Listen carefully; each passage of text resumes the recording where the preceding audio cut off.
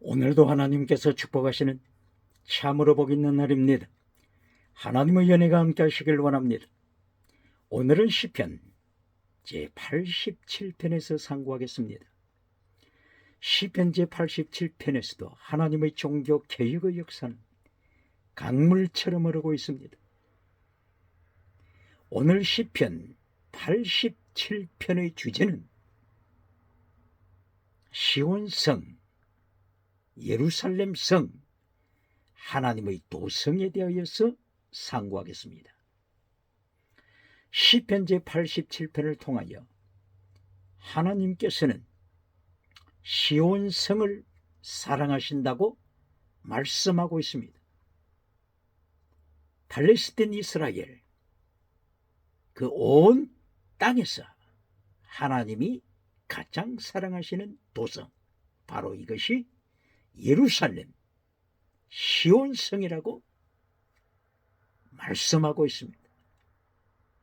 바로 이 시온성을 통하여 하나님의 세계 복음화의 역사가 펼쳐지고 있음을 강조하고 있습니다.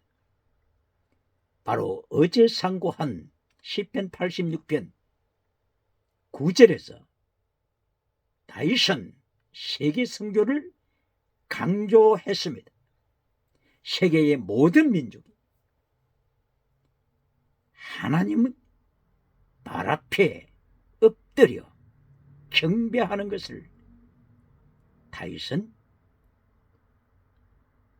선포했습니다. 예언했습니다. 모든 열국에서 하나님이 기뻐하시는 사람들이 나와서 하나님 앞에 경배하다 샤하, 하나님 앞에 엎드려 산제물로 경배 드림을 다윗은 예언했습니다.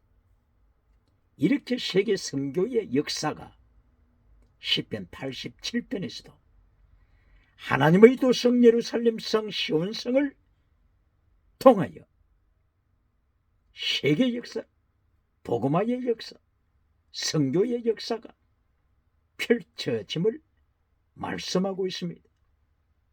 바로 여기에 대하여서 열국이 하나님의 선교에 참여함을 구체적으로 표현하고 있습니다. 라합, 에집트죠. 에집트가 하나님을 알게 되리라. 야다, 하나님을 알게 되리라고 말씀하고 있습니다. 바벨론이 하나님을 알게 될 것을 3절에서 강조하고 있습니다. 바로 이 강대국들이 하나님을 찬양하는 사건을 말씀합니다. 구스, 아프리카, 에티오피아, 구스하게 되면 아프리카, 에티오피아 지역이죠. 구스가 하나님을 알게 될 것을 말씀하고 있습니다. 블레셋, 두로, 이들이 하나님을 찬양할 것을 예표하고 있습니다. 시온성에서부터 사람들이 태어나리라, 태어나리라, 태어나리라. 시온성에서부터 복음화의 역사가 펼쳐지는 것을 태어난다. 시온성에서 태어난다. 하나님을 야다, 알게 된다. 이렇게 강조하고 있습니다. 87편 7절에서도 노래하는 자들이 우리의 근본, 뿌리는 시온성이다. 시온성, 하나님의 도성에서부터 복음화의 역사, 찬양의 역사가 흘러 넘침을 말씀하고 있습니다. 강대국들이 하나님을 찬양하다, 강대국들이 하나님께로 돌아오다. 바로 여기에 대하여서 창세기 1장 2절에서부터 하나님께서는 예고하고 하셨습니다. 창세기 1장 2절 수면 위에 운행하시는 하나님의 영, 하나님의 성령, 그리스도의 영, 그리스도의 성령, 하나님의 성령, 바로 하나님, 그리스도, 성령님, 삼일체 하나님을 통하여 수면 위에 역사하시는 하나님의 성교를 창세기 1장에서부터 선포합니다. 바로 물을 통하여 하나님께서는 생수의 근원 되신 하나님, 성령의 강물, 말씀의 강물, 생수의 강물, 예수님의 십자가 보혈의 강물, 바로 이 수면 위에 운행하시는 삼일체 하나님을 통한 세계 성결을 창세기 1장 2절에서부터 강조합니다. 이리하여 창세기 2장 9절 이하에서 에덴 동산에 흘러넘치는 강물을 말씀합니다. 에덴 동산에서 발원했던 바로 이 강물이 발전하여 4개의 강물로 발전해 나갑니다. 비손, 기온, 티그리스, 유브라디스 4개의 강으로 발전하여 온 세계에, 온 지구를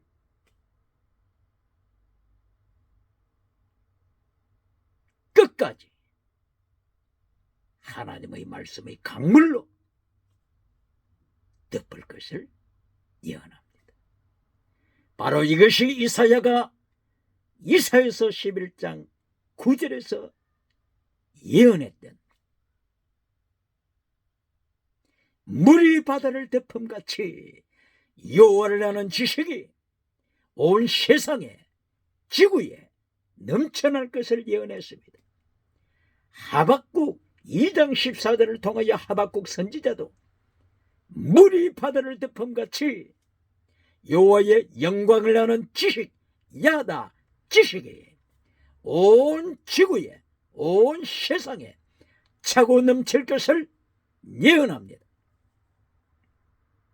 이렇게 에덴 동산에서 발원했던 강물이 4개의 강물로 발전하면서 비손, 기혼, 티그리스, 유브라디스를 통하여 비손, 기혼은 나일강으로 연결되죠. 비손, 기혼강이 구서 지방을 통하여, 구서가 에티오피아 지역이랬죠. 구서 지방을 통하여 나일강을 이어서 지중해로 연결되고, 지중해를 이어서 대서양으로 연결되고, 대서양은 태평양과 만납니다. 비손 기온이 아프리카로 해서 지중해로 연결됩니다. 그러므로 나일강은 청나일강, 에티오피아에서부터 오는 강이죠. 그리고 백나일강, 수단, 우간다, 수단 이 지역을 통하여서 흘러나오는 나일강이죠. 청나일강, 백나일강이 만납니다. 이리하여 지중해로 들어갑니다. 지중해는 대서양으로 나갑니다. 바로 그 지중해를 통하여서 유럽의 세계 발전이 이루어졌습니다. 유럽의 세계 복음화가 이루어졌습니다. 그리고 동쪽으로는 티그리스, 유브라디스 강이 있습니다. 이래야 페르시아만을 통하여서 인도양을 통하여서 태평양으로 연결되어서 대한민국, 태평양에 접한 대한민국, 이리하여 태평양을 통하여서 대서양으로 만나 대서양 태평양 온 세계를 덮습니다. 말씀으로 덮습니다. 성령의 강물, 말씀의 강물, 보혈의 강물, 생수의 강물, 창세기 1장 2절에서 강조했던 하나님의 영, 성령님, 예수님의 영, 성부, 성자, 성령님께서 역사하시는 생수의 근원 대신, 물의 근원 대신 삼일체의 하나님의 역사가 수면 위에 운행하시자 대서양으로, 태평양으로, 온 세계 5대양 7대주로 복음화되는 것을 선포합니다.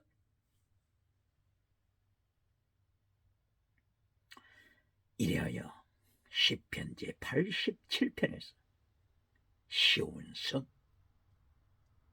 하나님의 도성, 예루살렘성, 바로 이곳을 중심으로 해서 복음화의 역사가 7대 제국을 향하여 흘러넘침을 말씀하고 있습니다.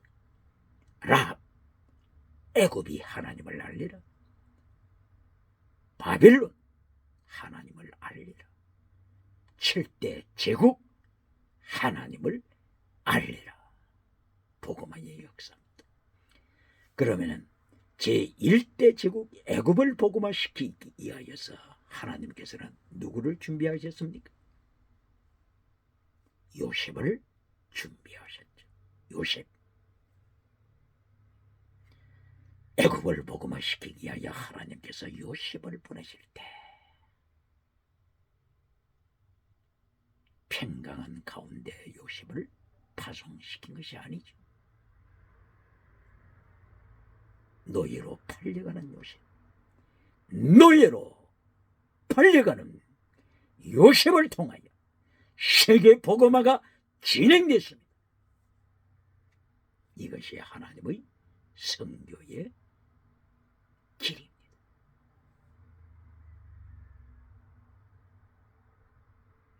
요셉이 팔려갈 때 원수에 의하여 팔려가는 것이 아니라 가장 사랑하는 가족, 형제들을 통하여 팔림을 받습니다. 하나님의 세계 성교는 눈물을 통한 성교였습니다. 시온성의 대로가 가슴에 있는 자는 복이 있느니라고 말씀했습니다. 바로 이 하나님의 거룩한 성전으로 연결되는 시온의 대로가 가슴에 있는 자, 눈물의 골짜기를 지나가야 하는 시온의 대로를 통하여 거룩한 예루살렘 교회까지 나가는 것, 눈물의 골짜기가 기다리고 있음을 말씀합니다.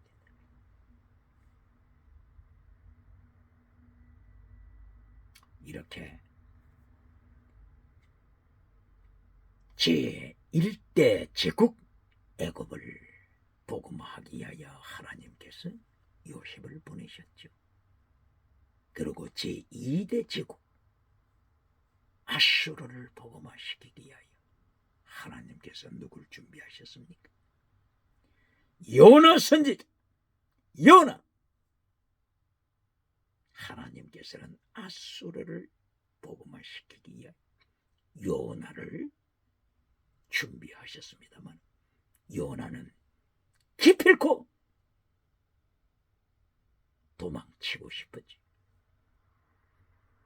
아수르와는 정반대 다시서 스페인 쪽을 향하여서 배를 타고 도망치는 요나를 하나님께서는 풍랑을 준비하셨고 큰 고기를 준비하셨어.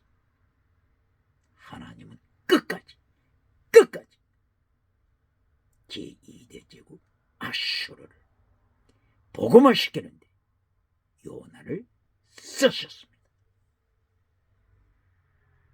요나가 회개하고 아수르에 가서 니느웨 성에서 40일 만에 하나님의 심판으로 멸망한다고 선포합니다.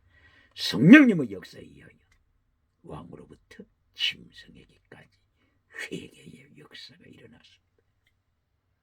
이리하여 신약시대에 예수님께서는 니느웨 성에 대하여 마태복음 12장 36절 이하죠. 40절 이하. 니느웨 성이, 회개한 니느웨 성이 마지막 때 심판 자리에서 승리할 것을 예수님께서 신약시대에 오셔서 니느웨의 믿음, 회개한 니느웨 성의 믿음을 예수님이 인정하셨습니다. 세 번째 제국 바벨론을 복음화시키기 위하여 누구를 보내셨죠? 다니엘, 에스겔, 그리고 심지어는 남쪽 유다 백성이 포로로 잡혀가서 눈물로 바빌론의 노예로 생활하면서 그 눈물에서 발자취에서 성교의 역사가 일어났습니다. 하나님의 성교, 하나님께서는 다니엘을 선교사로 파송하실 때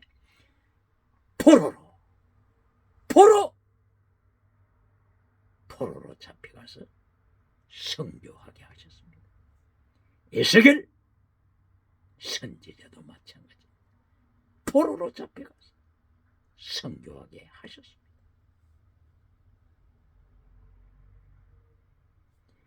하나님께서는 세계 선교를 창세기 1장 2절 세계 선교를 선포하시고 하나님께서 이루십니다.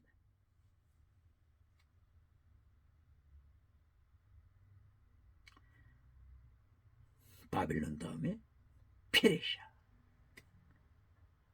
페르시아를 복음화시키시기 위하여 하나님은 누구를 쓰셨습니까? 에스라, 느헤미야, 에스더, 이들을 통하여 페르시아에 하나님의 복음화의 역사가 진행되게 하셨습니다. 헬라, 그리스를 복음화시키시기 위하여서 BC 3세기에 바로 헬라가 점령했던 지역에서 성경이 번역되도록 하나님이 역사하셨습니다. 헬라가 알렉산드리아를 점령했죠. 그러므로 BC 3세기 알렉산드리아 그리스 셉투아진트 70인역 성경이 히브리어에서 헬라어로 그리스말로 번역되어서 헬라의 복음화, 그리스의 복음화, 세계의 복음화를 하나님이 이루어 가셨습니다. 그리고 그리스 한복판에 하나님께서 바울 사도를 보내셨습니다. 그리스 아테네에, 그리스 고린도에, 그리스 데살로니가에 하나님이 바울을 보내셨습니다. 그리고 로마 대제국을 복음화시키시기 위하여 베드로가 로마에 가서 십자가에 거꾸로 매달려 순교함으로 로마 성도의 불씨가 되었습니다. 로마 로마의 카타콤에 하나님의 백성 성교의 피를 흘리고 로마 제국이 하나님의 말씀 앞에 무릎을 꿇습니다. AD 313년 콘스탄틴 황제가 회개합니다. 기독교를 공인하다. 기독교를 공인 인정하고 선포합니다.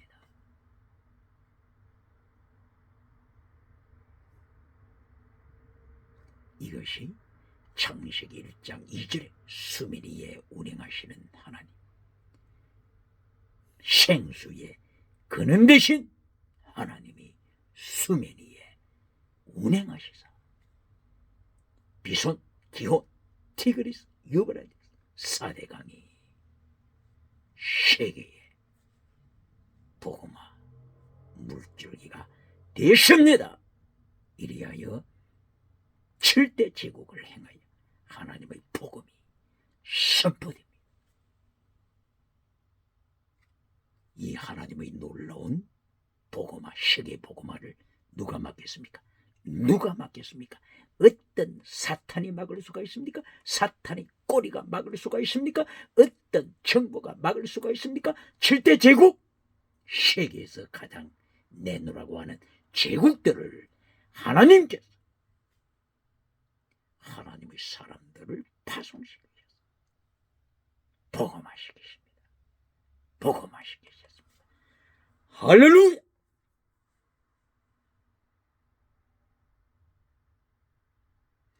이렇게 오늘 하나님께서 시편 87편을 통하여 하나님이 사랑하시는 시온성 예루살렘 성을 통하여서 하나님께서는 세계 복음화를 이루어 가실 것을 말씀을 하셨습니다. 바벨론이 하나님을 알게 되리라. 애굽이 하나님을 알게 되리라. 구시 에티오피아가 하나님을 알게 되리라. 이사야 선지자가 물이 바다를 덮는 것처럼 하나님의 말씀이 세계를 점령할 것을 선포했습니다. 그대로 진행이 됐습니다. 창세기 1장 26절 28절에 하나님께서는 세계 복음화를 정확하게 말씀하셨습니다. 창세기 1장 26절 하나님의 형상대로 사람을 만들자. 하나님의 형상 제1단계가 하나님의 모습을 닮아가는 것을 강조하셨죠. 그리고 제2단계가 창세기 1장 28절 생육, 번성, 충만, 땅의 복을 두 번째 메시지에서 축복하시죠. 땅의 복. 세계 선교하려면은 선교비, 선교금, 선교금이 있어야 땅 끝까지 나가서 선교하는데 얼마나 후원이 되겠습니까? 이래야 창세기 1장 28절 생육, 번성, 충만. 이것이 몇 번째라고요? 두 번째. 대한민국의 하나님의 이 3단계 메시지를 따라서 제1단계에서 하나님의 형상을 본받고 예수님의 그리스도의 모습을 본받고 제2단계에서 생육, 번성, 충만하는 모든 가정이 되게 하시고 기업체가 되게 하시고 믿음의 손으로 하는 일들마다 하나님의 역사가 일어나서 세계 선교에 놀라운 강물줄기가 되기를 주의 이름으로 축원합니다. 그리고 창세기 1장 28절 후반부에 하나님이 세 번째 결론 메시지에서 땅을 정복하라. 가바시 정복하라. 세계 선교입니다. 세계 선교. 정복. 보혈의 강물로, 성령의 강물로, 말씀의 강물로, 생수의 강물로 세계를 덮어라. 지구를 덮어라. 정복하라. 세계 선교 승리를 이미 선포하신 것입니다.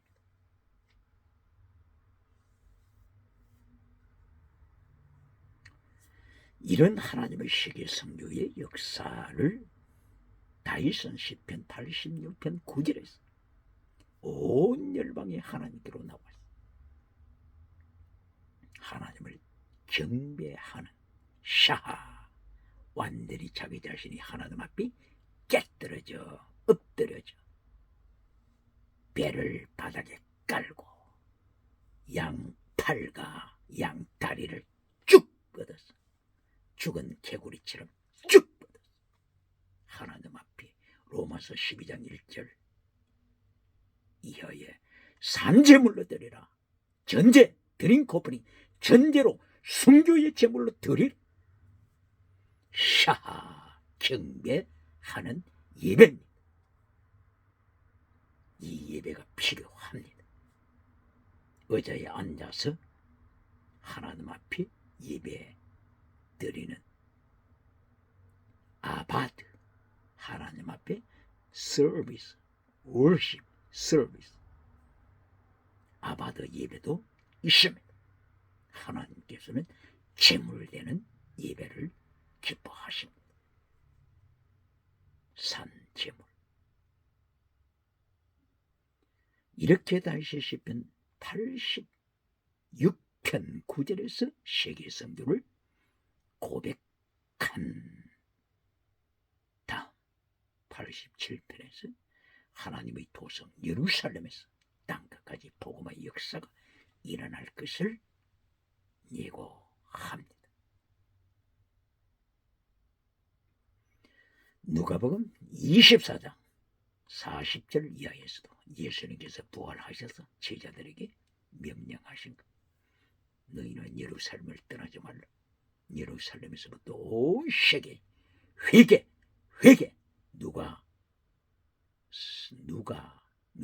누가는 누가복음을 기록할 때 회개를 강조했죠. 회개의 역사가 예루살렘성, 시온성, 하나님의 도성 시온성에서 출발하여 온 세계 회개의 역사가 일어나리라. 그러므로 능력이 너희에게 입혀올 때까지 예루살렘을 떠나지 말고 성령이 나타난가 능력을 통하여 능력받아 세계를 향하여 나가서 정인이 되라. 순교자가 되라. 예수님의 정인 순교자가 되라. 순교자 마르투스 마테어 순교자가 되라.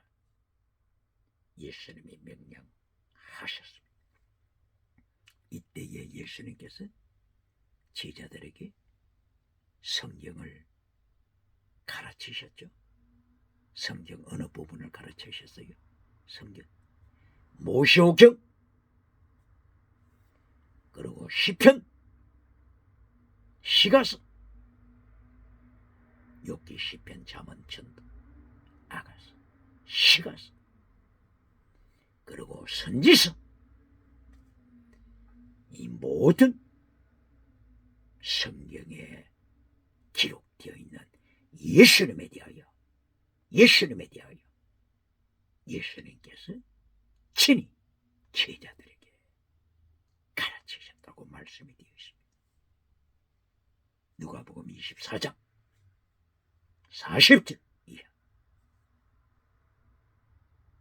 오늘 시편 말씀하고 있죠. 예수님께서 시편을 통한 예수님에 대한 시편 내용을 제자들에게 가르치셨습니다. 예를 들면 시편 22편 1절 이하에서 십자가 지실 예수 그리스도, 고난당하시는 예수 그리스도. 시편 34편 19절 20절 이하를 통하여 뼈를 꺾지 말라. 6월절에 뼈를 꺾지 말라. 말씀하심으로 십자가에 못 박히신 예수 그리스도의 다리를 로마 평정이 꺾지를 못했습니다. 그리고 10편 40편 6절 이하 하나님이여 하나님의 책 두루마리에 기록된 것처럼 하나님께서 한 몸을 준비하셨습니다. 두루마리에 기록된 것처럼 내가 왔나이다. 10편 40편을 통하여 예수님께서 십자가 지실 것에 대하여 말씀합니다. 10편 69편 예수님의 십자가 지심에 대하여서 말씀하십니다. 주의 성전을 사모하며 나를 삼키려. 10편 69편 21절 저들이 나에게 썰개를 마시겠습니다. 초를 마시겠습니다. 십자가 상에서 썰개와 초를 통한 예수님의 그 고난의 극한 고난을 예언했습니다. 이렇게 시편을 통한 예수님의 예언을 예수님께서 성천하시기 전에 제자들에게 가르치셨습니다. 시편 110편 1절 이하 예수님 네 원수를 네 발 아래에 둘 때까지 너는 내 우편에 앉았으라. 주께서 내 주께 이르시되 내 원수를 내 발 아래에 둘 때까지 너는 내 우편에 앉았으라. 다윗은 성부 하나님, 성자 하나님, 주께서 내 주께 이르시되 예수님께 이르시되 다윗은 삼위일체 하나님을 고백했습니다. 다윗은 시편 51편 10절 이하를 통하여 하나님이 성령님을 내게서 거두지 마소서, 성령님을 내게서 거두지 마소서. 시편 51편 10절 이하를 통하여 성부, 성자, 성령 삼위일체 하나님을 다윗은 고백했습니다. 이렇게 시편에서 예수님을 예언한 이 부분들을 예수님께서 친히 제자들에게 가르치셨음을 강조하고 있습니다. 이리하여 세계 선교의 역사, 세계 복음화의 역사가 일어났습니다. 예수님의 12제자 중에서 아프리카에 와서 순교한 제자 마태 그리고 마띠아, 이들이 아프리카에서 복음 전하고 순교했다고 하는 역사적인 전수가 있습니다. 세계 복음화의 역사, 하나님께서 오늘 시편 87편을 통해 복음화의 역사를 선포하시고 진행하십니다. 시편 87편에 나타나는 하나님의 도성 시온성 예루살렘성, 이 말씀이 갈라디아 4장 22절 이하에서 나타나고 있죠. 시온성 예루살렘성.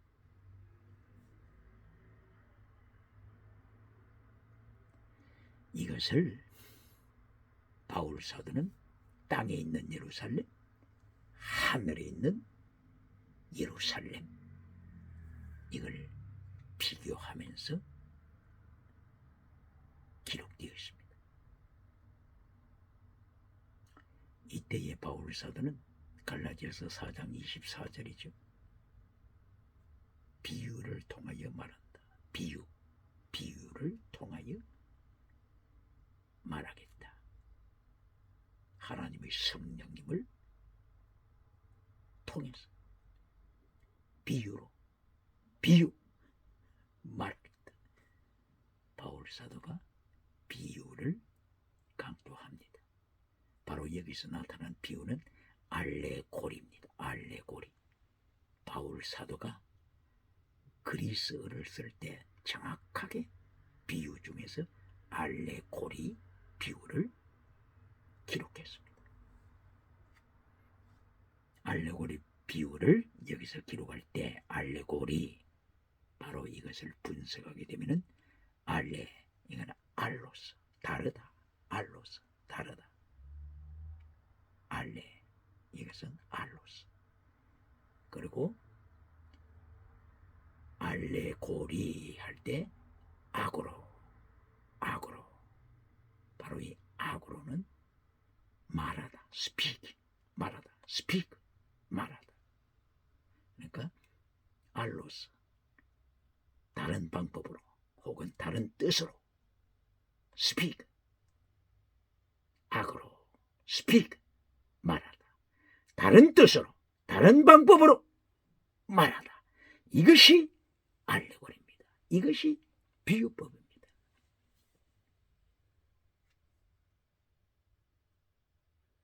그러면은 바울 사도가 알레고리로 설명하고 있는 갈라디아 4장 22절 이하 24절 이하 잠깐 보시겠습니다.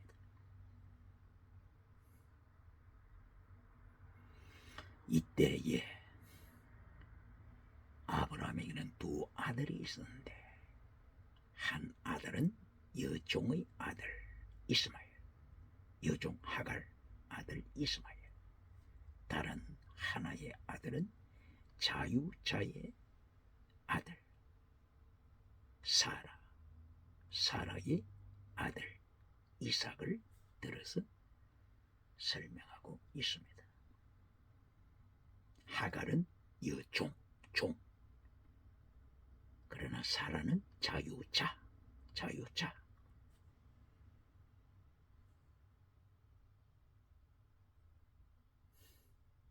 그러므로 하갈의 종의 아들 이스마엘도 여전히 노예 위치에 있는 모습을 말씀합니다.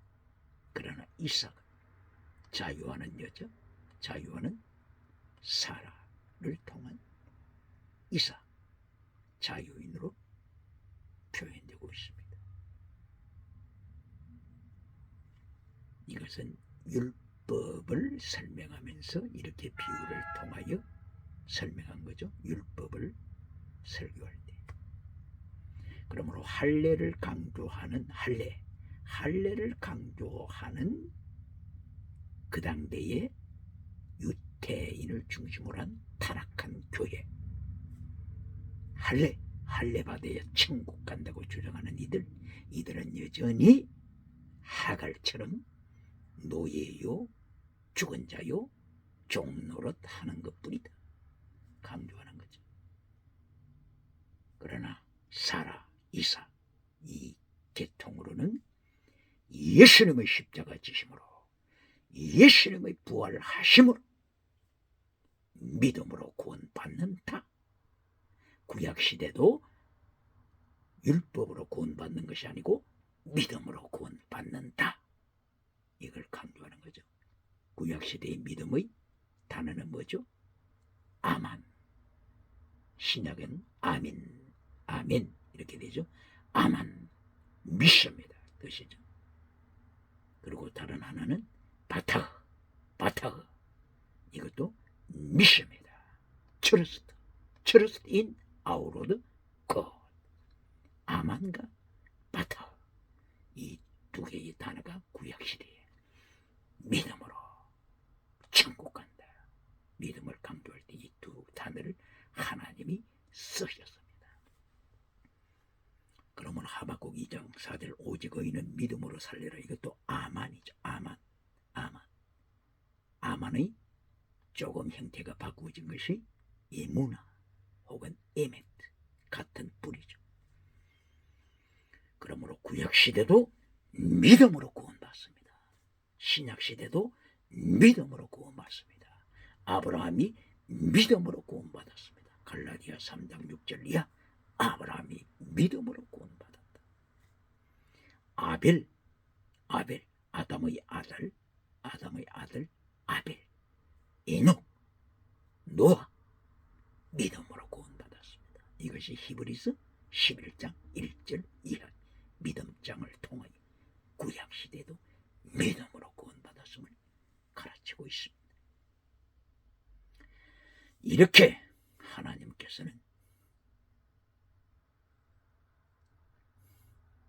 시편 87편을 통한 세계 선교의 역사, 세계 복음화의 물결의 역사가 믿음을 통하여 이루어져 가고 있음을 가르치고 있습니다. 그런데 갈라디아 4장에서 타락한 교회들이 믿음을 지켜버리고 할례를 강조했을 때 바울 사도는 알레고리법을 통하여서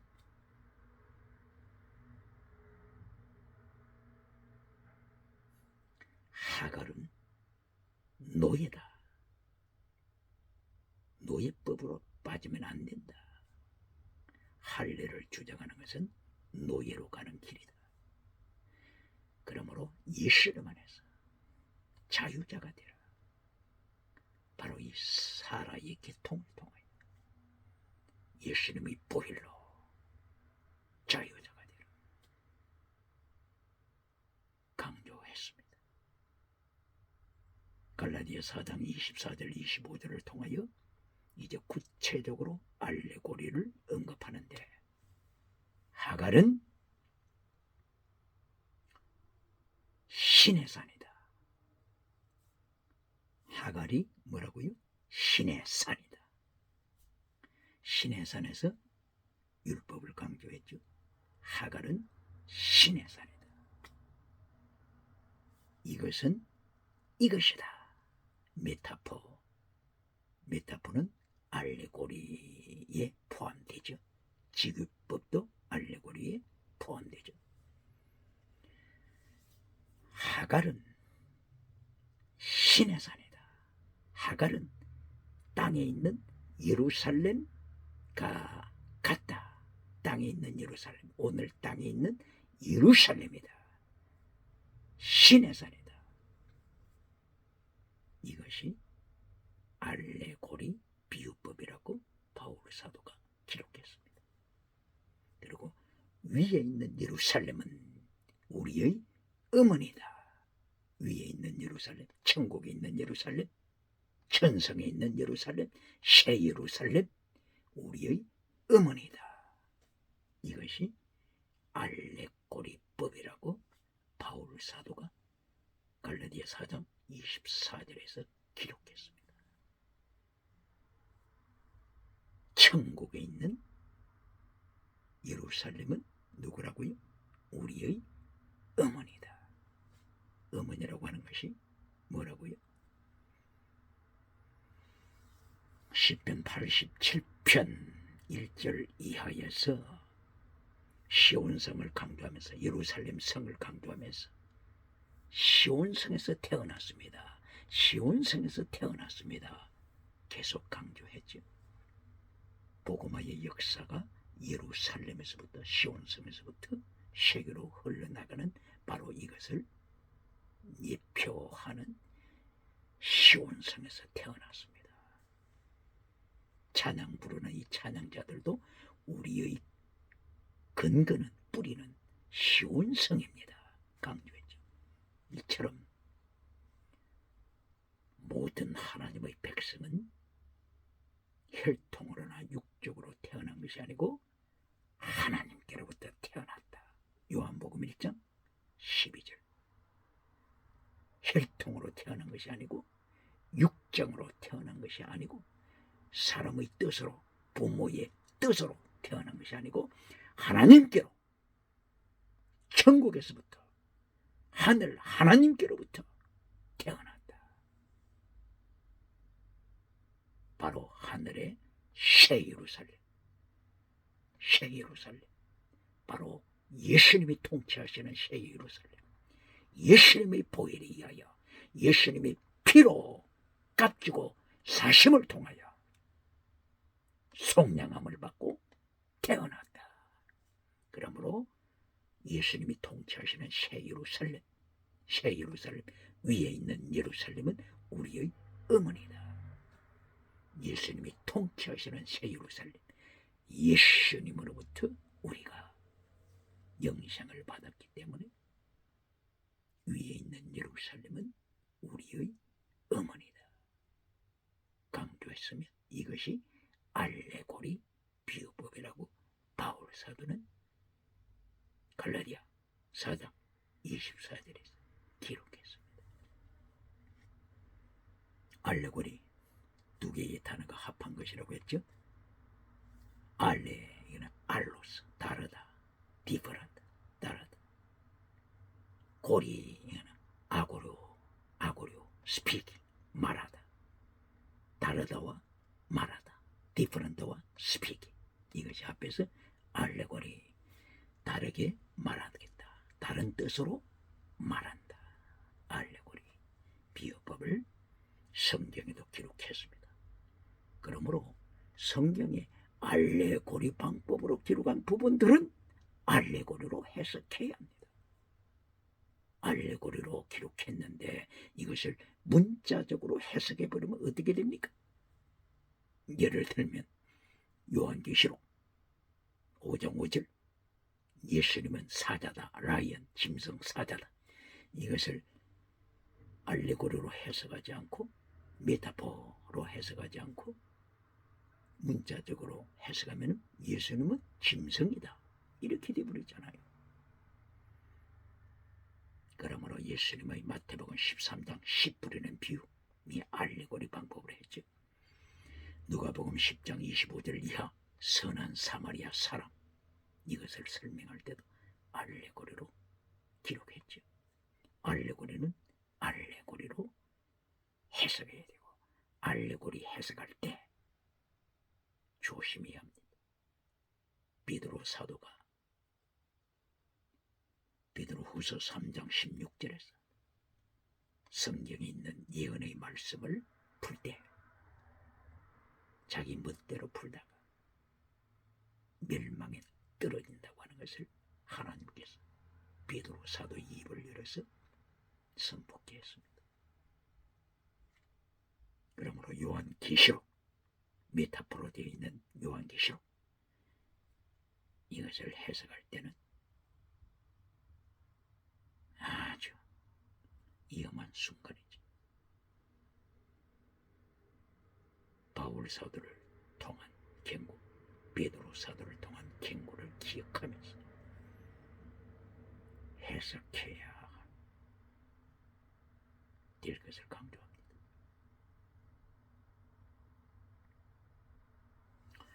이렇게 갈라디아서를 통하여 시온성, 예루살렘성, 하나님의 도성, 갈라디아 4장 22절 이하를 통하여 알레고리법으로 기록했음을 말씀했고, 이것을 히브리서 12장 22절 이하에서 하나님의 도성 시온성 기록했습니다. 하나님의 도성 시온성은 하늘의 예루살렘이다. 하늘의 예루살렘이다. 히브리서 12장 22절 이하를 통하여 말씀합니다. 시온성, 우리가 도착한 시온성은, 우리가 도달한 시온성은 땅의 예루살렘이 아니라 하늘의 예루살렘이다. 기록했습니다. 이것을 이어서 요한계시록 14장 1절 이하 시온성이 나타납니다. 요한계시록 14장 1절 이하 어린 양 예수 그리스도께서 시온 산에 서 계신다. 그리고 14만 4천 명이 예수님과 함께 시온 산에 서 있다. 시온 산을 말씀합니다. 어떤 사람들은 이 시온산이 땅에 있는 시온산이라고도 설명하기를 좋아하죠. 그런데 정말로 땅에 있는 시온산일까요? 요한계시록 14장 1절 이하, 시온산에 예수님과 함께 머무는 14만 4천 명이 새 노래로 찬양합니다. 이것이 하늘에서 들려오는 찬송이라고 하고 있지 않습니까? 땅에서 들려오는 찬송이라고 했습니까? 하늘에서 들려오는 찬송이라고 했죠.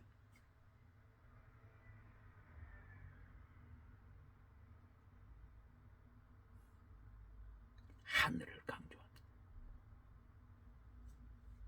그리고 또 14장 3절에서 특별히 강조하고 있는 것이 누구 앞에서? 14만 4천 명이 찬양한다고 했죠. 하나님의 보좌 앞에서 찬양하더라. 그리고 네 생물 앞에서 찬양하더라. 그리고 24명 면류관을 쓰고 있는 24명 앞에서 찬양하더라.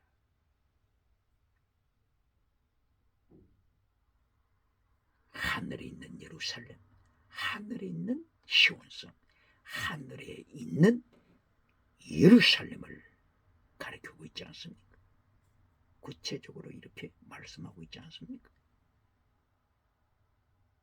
그런데 어떻게 땅에 있는 예루살렘이라고 강조합니까?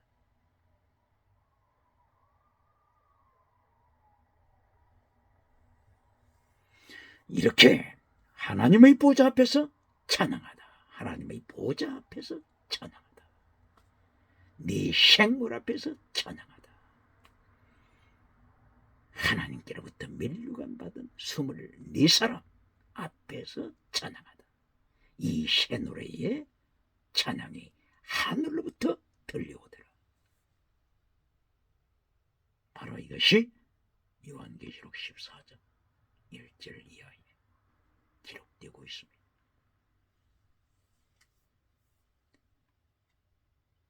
요한계시록 3장 12절에 빌라델비아 교회 성도들을 통하여 이긴 자의 이마에, 이긴 자에게 세 가지 이름을 기록하겠다고 약속하셨습니다. 세 가지 이름. 하나님의 이름, 예수님의 이름, 그리고 또 하나 새 예루살렘의 이름. 새 예루살렘. 바로 14장 1절 이하에 14만 4천 명의 이마에 하나님의 이름이 기록되었죠. 예수님의 이름이 기록되었죠. 그리고 여기가 시온성이라고 했죠. 하늘로부터 찬양 소리가 들려오는 시온성. 하나님의 보좌 앞이라고 했죠. 하나님의 보좌 앞에 있는 시온성. 내 생물 앞에 있는 시온성. 24사람의 면류관 받은 바로 그 보좌 앞에서 찬양하는 14만 4천 새 예루살렘을 말하고 있지 않습니까? 요한계시록 3장 12절에서 하나님의 이름, 예수님의 이름, 그리고 새 예루살렘 세 가지 이름을 빌라델비아 교회에 이긴 자에게 기록하리라. 그 약속대로 14장에서 그대로 나타나고 있지 않습니까? 어찌 시온성을, 요한계시록 14장 시온성을 땅에 있는 예루살렘이라고 해석합니까?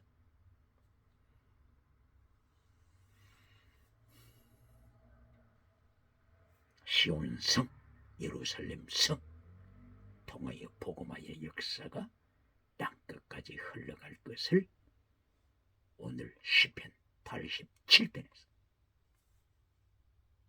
강조했습니다. 이래하여 요한계시록 14장 시온성 예수님 앞에서 하나님의 보좌 앞에서 찬양하는 14만 4천명, 이들은 천열매라고 했습니다. 천열매라고 선포하면서 14장 14절 추수하라 선포합니다. 곡식이 익었다 추수하라. 18절 이하 포도송이가 익었다 추수하라.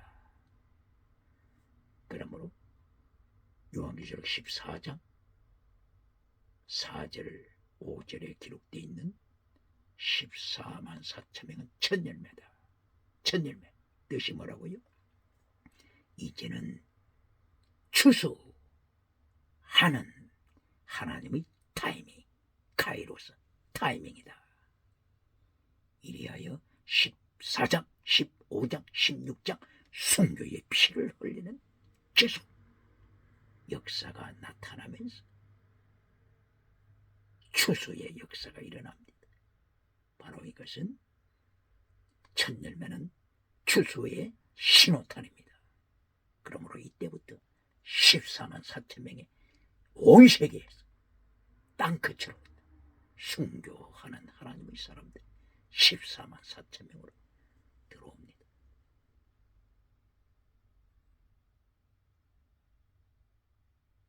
바로 이것은 14만 4천 명을 할례를 주장하는 유태인, 혈통의 유태인이 아니라고 하는 것. 혈통의 유태인만 참여하는 14만 4천 명이 아니라고 하는 것이 극명하게 드러났지요. 14만 4천 명. 바로 이것은 모든 민족, 모든 열방에서부터 참여하는 14만 4천 명.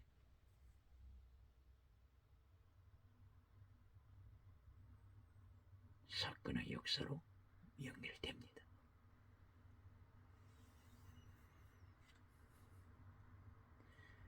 바로 요한계시록 7장 5절 이하에서 12지파가 나타나는데 12지파 한 지파마다 12,000 이어가면서 14만 4천이 되었죠. 그런데 여기에 14만 4천 명 관계한 12지파 레위지파도 참여한다고 했죠.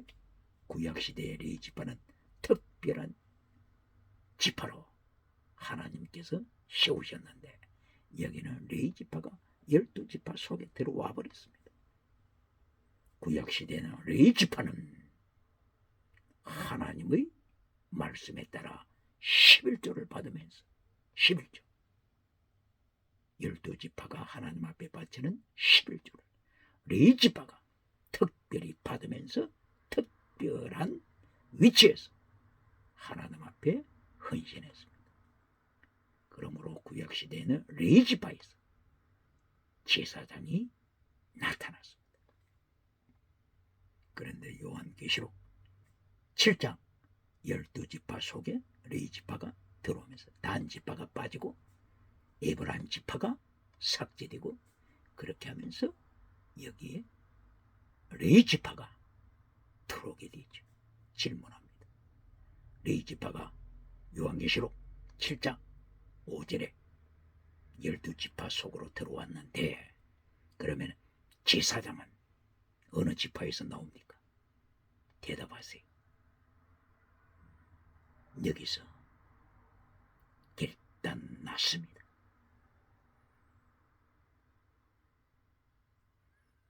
이때 요한계시록 5장 10절 제사장은 열방 모든 민족에서 예수님께서 피로 값지고 사신 바로 그 백성이 제사장이다. 기억해야 합니다. 이제는 레위지파에서 제사장이 나오는 것이 아닙니다. 합니다. 만약에 제사장 없는 12지파, 그게 뭡니까? 제사장이 없는 12지파.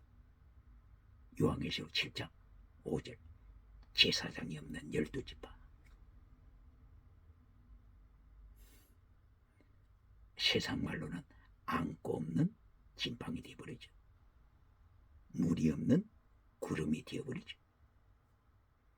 열매 없는 가을나무가 되어버리죠. 기억해야 합니다. 요한계시록 5장 10절에서 이제부터는 제사장은 열국에서 나온다. 열방에서 나온다.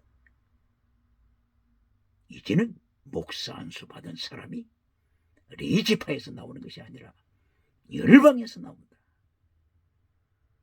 기억해야 합니다.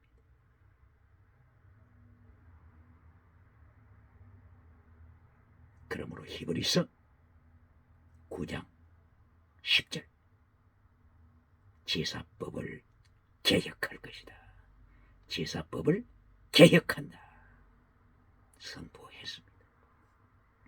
제사법 개혁, 이것을 위해서 예수님께서 이 땅에 오실 때 레위 지파를 통하여 오신 것이 아니라 유다 지파를 통하여 예수님이 오심은, 유다 지파를 통하여 예수님께서 오시면서 개혁할 것이다. 제사 제도를 개혁할 것이다. 선포하셨습니다. 멜기세덱 반차를 쫓아, 멜기세덱이 레위 지파가 아니죠. 멜기세덱 반차를 쫓아 오시는 대제사장 되신 예수님이 제사법을 개혁하여 요한계시록 7장 5절에 이제는 레위 지파는 12지파 속으로 들어오라. 이제는 레위 지파에서 제사장이 나오는 것이 아니다. 모든 열방, 모든 민족에서 예수님 피로 값주고 산 바로 그 백성이 제사장이 될 것이다. 예수님의 피로 산 그 백성이 하나님의 나라와 제사장이 된다고 했습니다. 하나님의 나라, 제사장. 정확한 답이 나왔지 않습니까?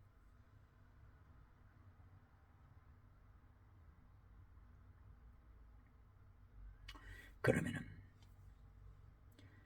2023년 이제 고난주간이 지나고 부활주일을 예배를 드렸습니다.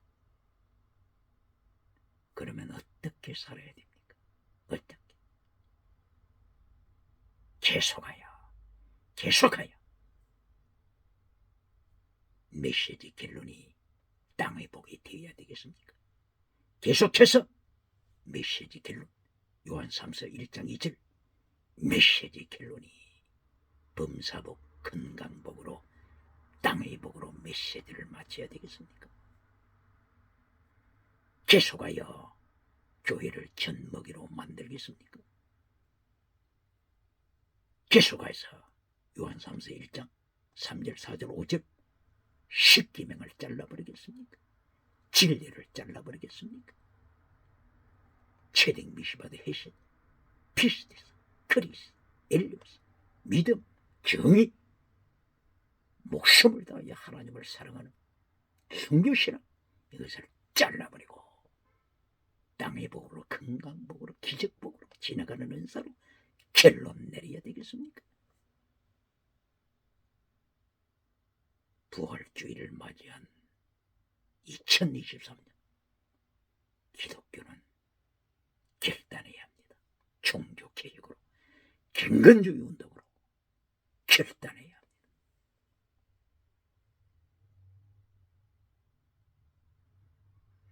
(14만 4천 명이) 하나님 앞에서 찬양하더라. 그리고 네 생물 앞에서 찬양하더라. 그리고 24사람의 면류관 받은 사람 앞에서 찬양하더라. 네 생물을 잠깐 보시겠습니다. 하나님의 보좌 가장 가까이에 있는 무리가 누굽니까? 네 생물입니다. 네 생물. 그 다음에 면류관 받은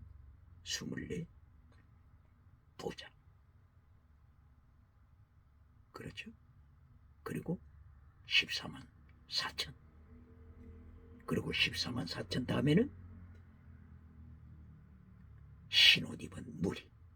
신옷 입은 무리. 7장 계시록 7장 9절 이하에 나타난 신옷 입은 무리. 오클로스. 무리라고 했습니다. 무리. 종려 가지를 손에 들고 흰옷을 입고 나타난 오클로스 무리. 바로 큰 환란 가운데서 나타나는 흰옷 입은 이 무리 중에서 순교자들도 있죠. 요한계시록 18장 사도, 선지자, 복음전하는 자, 목사, 교사, 성도. 이 가운데 순교한 자들이 있죠. 순교한 자들에 대해서는 하나님이 판단하시죠. 이 순교자들이 어떤 상을 받을 것인가? 면류관 상을 받을 것인가? 첫열매 위치에서 상을 받을 것인가? 그렇지 않으면 하나님의 보좌 가장 가까운 데 있는 네 생물처럼 가장 예수님 가까이에 서도록 예수님께서 축복하실 것인가? 이 상급 심판은 예수님 주권에 있죠. 승부하는 예수님 주권에 있죠. 그러면은 예수님의 보좌, 하나님의 보좌 가장 가까이에 있는 네 생물, 네 생물의 모습을 통하여 누가 천국에서 가장 큰 상급받는 자리에 들 수 있는가? 이것을 예감할 수가 있습니다. 네 생물, 사자, 사람, 송아지, 독수리 얼굴을 가졌다고 했죠. 이 네 가지 얼굴이 예수님의 속성을 가르치고 있습니다. 예수님의 속성. 사자, 라이언, 사자. 요한계시록 5장 5절에서 예수님을 사자, 라이언, 사자라고 했죠. 왕 중의 왕, 동물의 왕 된 사자, 왕 중의 왕 대신 예수님. 그리고 사람, 예수님께서 몸을 입고 사람으로 오셨죠. 사람의 지혜, 영성, 예수님을 닮은 자. 송아지, 송아지 힘이라고 하는 의미도 있지만은 송아지는 제물 되는 것입니다. 제물. 사람의 몸을 입고 오셔서 제물 대신 십자가의 제물 대신 예수님. 그리고 독수리. 출애굽기 19장 4절 이하에 독수리의 날개로 하나님의 백성을 출애굽시킨 말씀이 있죠. 바로 이 독수리 날개처럼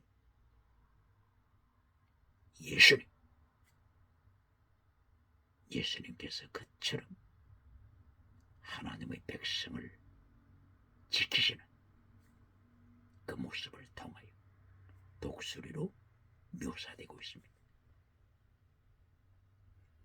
바로 이 독수리의 모습을 창세기 1장 2절 수면 위에 운행하시더라. 운행. 라하브, 운행하다. 라하브에는 두 가지 뜻이 있습니다. 독수리가 혹은 암탉이 자기 새끼를 그처럼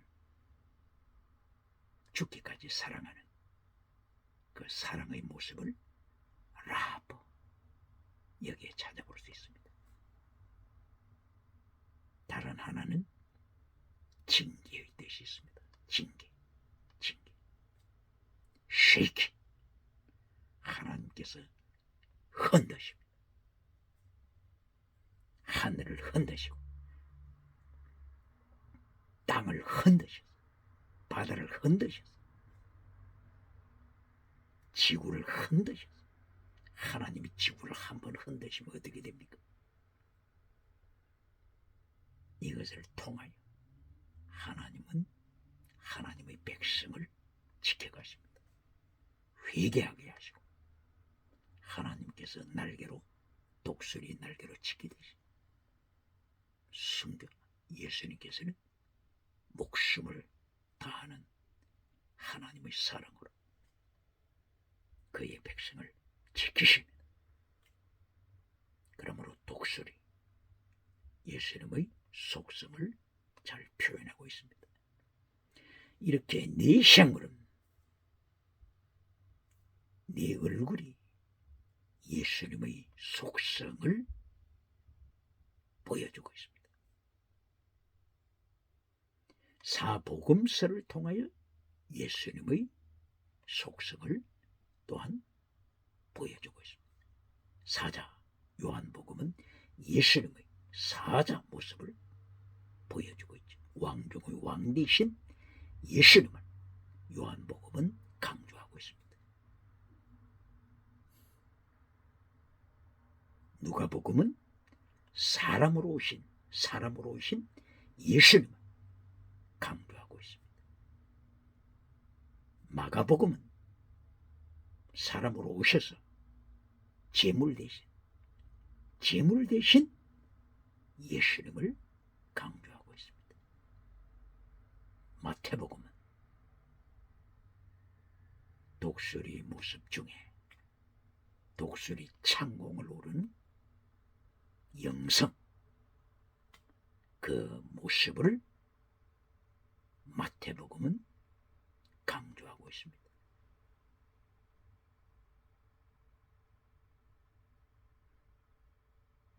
이렇게 천국에 딱 들어가니까 하나님의 보좌가 있고 가장 가까이에 네 생물이 있었습니다. 하나님의 보좌 가장 가까이에 누가 설 수 있는가? 예수님의 속성을 닮은 자, 하나님의 속성을 닮은 자, 예수님 가까이에 서게 됨을 보여주고 있습니다.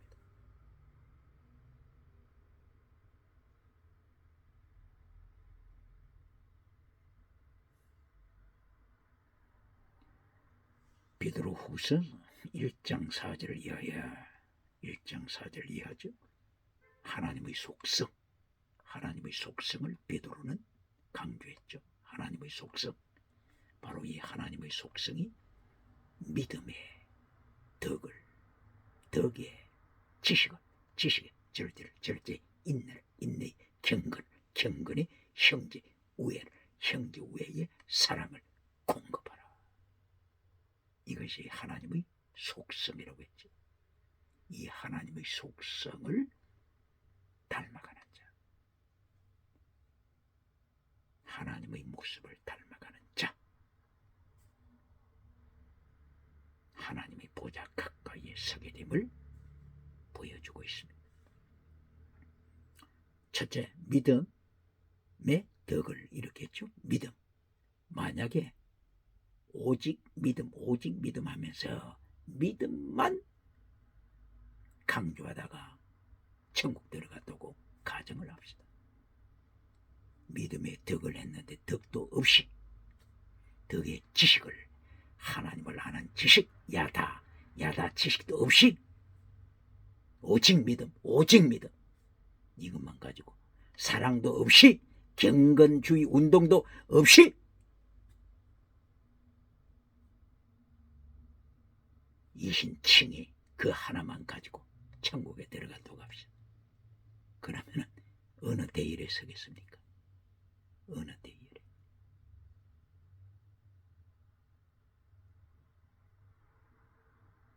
부활주의를 맞이하여 젖먹이 신앙으로 대한민국 기독교가 교회를 묶어두어서는 안 됩니다. 순교신앙을 가르쳐야 합니다. 간단한 예수님의 말씀으로는 피스티스, 믿음이죠. 체력, 정의죠. 피스티스, 크리시스도 정의죠. 그리고 엘레우스 혹은 헤시드, 목숨을 다하여 사랑하는 순교신앙이죠. 이것으로 교회를 무장시켜야 합니다. 그러면은 김정은, 북한, 유물론 주체 사상이 하나님의 역사하심을 통하여 하나님의 발 아래, 예수님의 발 아래 무릎을 꿇게 됩니다. 그러나 교회가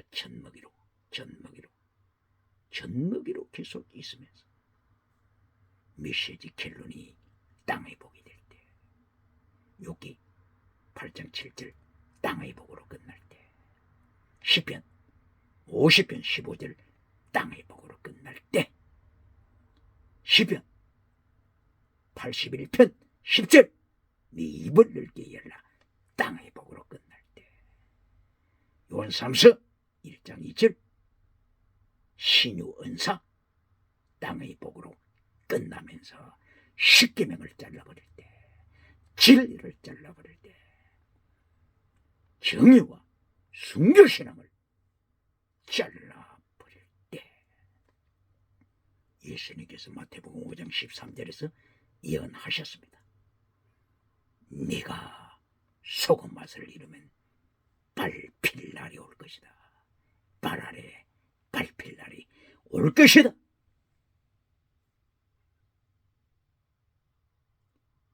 시편 80편 1절 이하를 통하여 하나님께서 북이스라엘을 심판하실 때 하나님께서 포도나무를 애굽에서 가져다가 젖과 꿀이 흐르는 가나안 땅에 심었는데 축복받고 하나님을 말씀을 떠나자 하나님께서 스스로